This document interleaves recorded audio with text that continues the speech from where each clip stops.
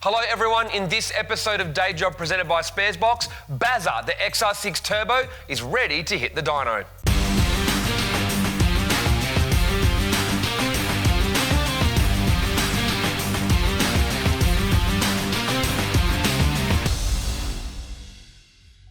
So if you've been watching Day Job with our series on Bazza, you'll know that I pretty much left it with Grub to do what he wants. I know what parts I gave him to put in there, but I haven't seen it yet. So we're at Empire now. Let's go take a look at how Bazza is before we go and test it for the first time. How you been? Good. So it's been a while since you've seen this. I haven't seen it since I pulled the dirtiest, crappiest engine stuff out of it. Yeah.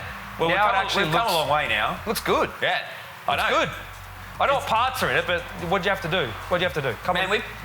You were there when we pulled it all to pieces, so... It was terrible. We started basically from an engine block and put all the bolt-ons you can pretty much buy for a Falcon. So I know the boys did valve springs, they did head starts, oil pump, timing chain, so that's all pretty solid. So inside the engine's done, and then we've done, basically starting on this side, we've put the external wastegate on the turbine housing. Oh, you have to have an external wastegate. You got to. So GFB external gate, 44 mil. Yep. I like how you put this right in my face. Yeah, I knew you'd hate it. So you know I complain about it, so you did it anyway? Yes, because I'm that kind of guy. But I have another theory. Yeah. I shouldn't ever be looking out the front window. No, probably not. This car you shouldn't have to worry too much. I never got the... so we have a new exhaust, I see? Yep, so we've got a 4-inch dump pipe, and it ends basically at the bottom of the dump pipe, just turned down, so there's no... Weight saving. Another weight saving game. All right. Because we mounted that there, we've mounted the water reservoir up the top. Yep. And then we've... Better bleeding too, it's up high. Better bleeding, and then we've made all custom lines around the front of the engine. And so we've got the Empire turbo lines as well. Empire turbo lines. Covers are pretty. Covers. We also got rid of the heater pipe that runs around the back, so that's now welded on the front here with this metal pipe that runs around the side. We don't need aircon for obvious reasons. No. Or a heater. Over here we've got, this is a Plasman intake kit that comes with the intercooler. I already know what people are going to say though.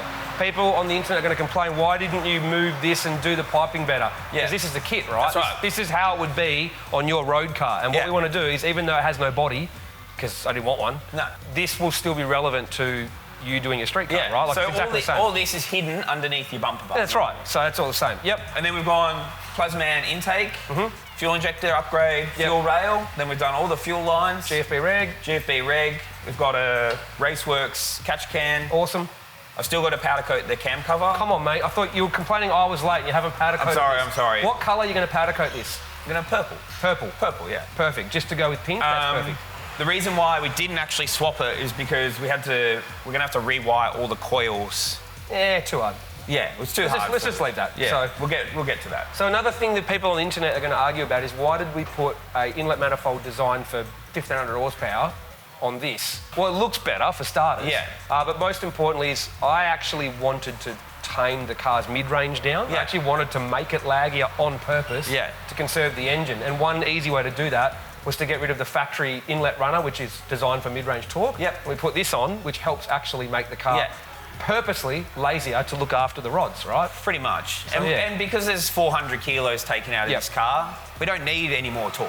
Correct. Yeah, you've got heaps more torque. Yes. You've got 1,000 Newton meters. We don't need another 1,000 Newton meters. So we manual now. Yep. Oh yeah, we did a manual swap. Direct twin plate. Twin plate clutch. Modified tail shaft. And the piece de resistance R34 GTR wheels with Dyno tyres. You like them? Yes. That's your favourite wheel of all time, isn't it? It is my favourite wheel of all time. Yep.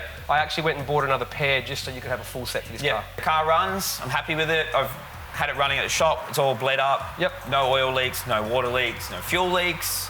So, fingers crossed, we should make a couple 100 kilowatts. I think that won't be a problem. I'm thinking mid-300s, but we could probably make more if we wanted to. I think there's a lot of potential in this engine, considering how much power it made the last time. Oh, yeah. Easily, right? 205, right? 205 at 5 pounds. 4 pounds.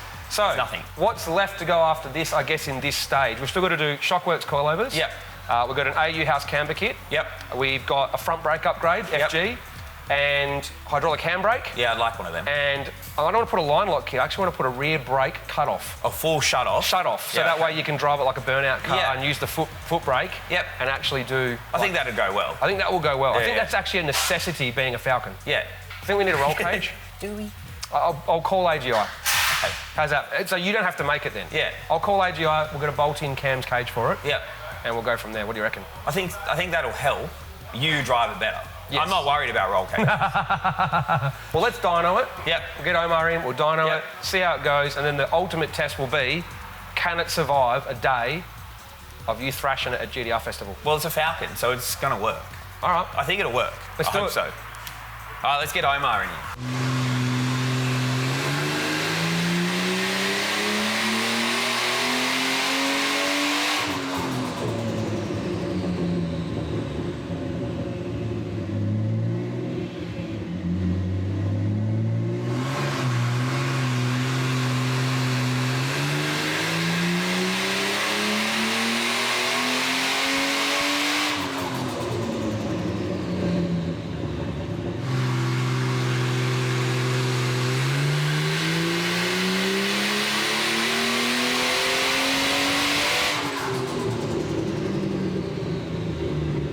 Omar, another 130 kilowatts you've given us.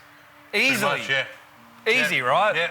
I'm looking at this boost curve, and we talked about this earlier about having a linear power curve and just, you know, keeping it pretty safe boost level. What are you at? Like, you're like at what? We're peaking. 17 pound peak? No, we're peaking at 15. 15, and then towards the top end, we're dropping down to like almost 12 pounds. So basically, towards the top end of the rev range, only has 12 pound in it. Pretty much. That's like Grub boost levels. Yeah, that's. I tune this so I can survive Grub's driving. So hang on, you're telling me that the power curve and the boost curve is purely so that it will survive Grub driving? Pretty much, exactly. Okay, yeah. okay. So we did talk about this earlier for the people watching who said BA rods are junk and they'll break. But looking at this power curve, every XR6 power curve I've seen has been more like comes up hard. Pretty much. That's and all we then do. Tapers off. We bring them on real hard here, Yep. and you'll see it'll hold it all the way across. Yeah. But if you see this pretty linear, so this is where, around here, is where They the break. rods break. So when they come on real aggressive, you'll see that power curve come flying up and hold it. That's where they break. So you've just made this basically lazy. It's a lazy, it comes on lazy. So we, in theory, because it comes on lazy, the peak torque area is very soft. Yeah. And because the car's so light, we won't even notice that, right? You If will this not was- notice that. If this was full weight, that would feel lazy, right? Definitely. This thing on a street car, on a full weight car, you'll definitely feel the laziness there, 100%. But in this thing, obviously no weight in it, mate, you will not feel this. Awesome. And obviously, like, for what you're going to use this for, you're going to be using there. Now, we could probably push for more power. For what you want to use it for, I think that is a good, reliable, that thing will live forever, that power. Even with Grub driving. Even with Grub driving. I've Right. tuned this to suit Grub. All right, not me. Not Grub. you. Okay, Yeah. cool. Well, when I tune it to suit me, what would we do? We'd go wastegate spring E85 maybe? I'd go spring, E85, we'll go maybe like 400 kilowatt, and mate, it'll still survive on and E85. then ban Grub. Yeah, then that's it. Grub's no more. That's it, done. So for now, I think this will be awesome. You can go this on the drift track, do what you want with it, kill it all day, and I'll guarantee it'll survive. Well, you know what we should do now, right? Yeah. Let's go see what Grub can do with it. Yeah. That's the ultimate test. Let's go.